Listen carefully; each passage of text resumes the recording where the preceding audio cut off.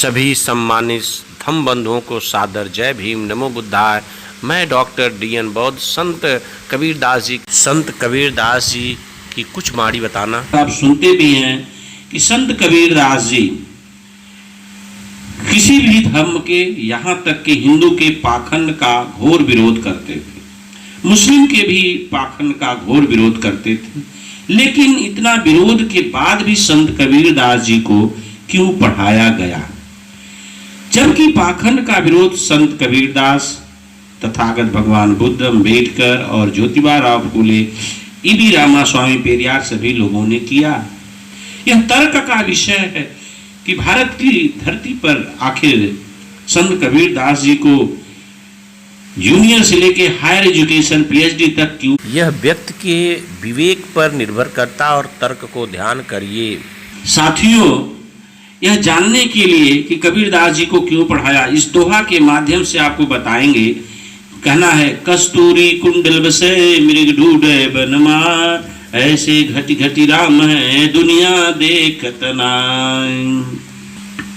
दूसरा श्लोक है कि पाहन पूजे हर मिले तो मैं पूजूं पहाड़, घर की चकिया कौन पूजे जे का पीसा खाए। साथियों, कस्तूरी कुंडल बसे कहने का तात्पर्य है जिस प्रकार मृग के नाभि में कस्तूरी बसती है और उसे महकती है, वो इधर उधर भटकता है जंगल जंगल, उसी तरह इन्होंने कहा कि ईश्वर राम आपके शरीर में बसते हैं, आप इधर उधर क्यों ढूंढते हैं? कण कण में बसते हैं, निराकार रूप में हैं, आप इधर उधर क्यों भटकते हैं? यह बात बहुत ही सोचने का विषय है। कि और दूसरी बात, पाहन पूजे मतलब पत्थर पूजने से ही अगर ईश्वर मिलते हैं तो पहाड़ को क्यों नहीं पूजते, घर की चकिया क्यों नहीं पूजते? यह द्वंद्व और पाखंड को खंडित करने वाला सब्जेक्ट है। साथियों, संत कबीरदास हिंदुओं के पाखंड का, यहाँ तक कि मुस्लिम के भी पाखंड, काकर पाथर जोड़ के मस्जिद लियो बना, ताचर मुल्ला बांग दे बहरा हुआ खुदा, यहाँ तक मुस्लिम का भी उन्होंने खंडन किया, विरोध किया, फिर भी उनको पढ़ाया गया। सोचने का विषय है, ऐसा क्यों? जबकि पाखंड का विरोध तथागत बुद्ध भी किए, संत रविदास के, अम्बेडकर साहब, ज्योतिबा राव फूले, पेरियार, उनको क्यों नहीं पढ़ाए गए? जूनियर से लेकर के PhD तक संत कबीरदास जी को क्यों पढ़ाया गया? जबकि वह घोर हिंदूवादी पाखंड का विरोधी थे, फिर भी उन्हें पढ़ाया गया। इनके पढ़ाने के पीछे का राज जाने। वह कहीं न कहीं हिंदू के पोषक और तर्क को बताते थे। संत कबीर ने बहुजन समाज को, जनता को आसमान से लाकर पाखंड से उतारा और खजूर पर लटका दिया, जमीन पर नहीं लाए। अन्य महापुरुषों ने पाखंड को जड़ से खत्म किया, जबकि संत कबीरदास पाखंड को खत्म तो किए लेकिन उसे आसमान से लाके खजूर में लटका दिए, अर्थात उस भगवान के भाग्य, भगवान के पाखंड में फंसा ही दिए, उनको नहीं पढ़ाए। इसीलिए हिंदूवादी व्यवस्था में, जिसे हिंदी भाषा में जो भक्ति शाखा है, यह दो शाखा मानी जाती है।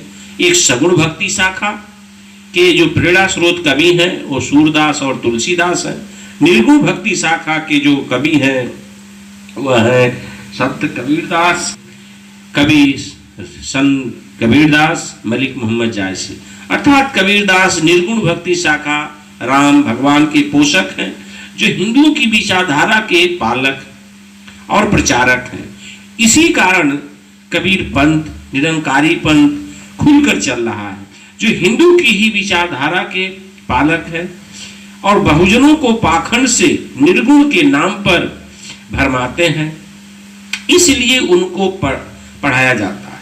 और भगवान बुद्ध, अम्बेडकर, रविदास ईश्वर भगवान राम के नाम पर, निरंकारी के नाम पर, जो कण कण में बसे हैं, ठगी के नाम से मुक्त लगते हैं।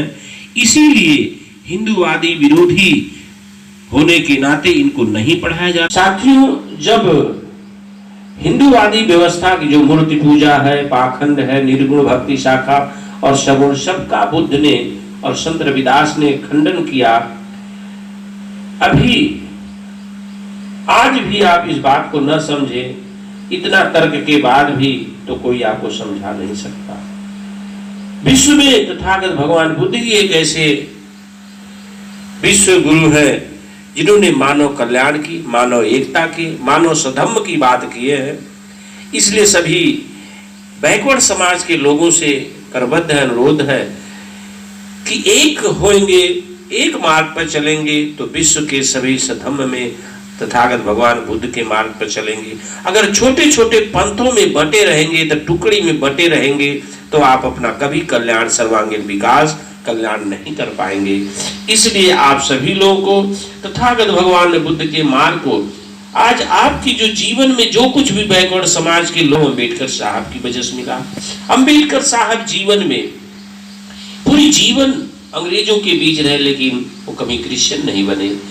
यहाँ तक कि मुस्लिम लोगों ने वहां तक संसद तक भेजा, फिर भी वो मुस्लिम नहीं स्वीकारे।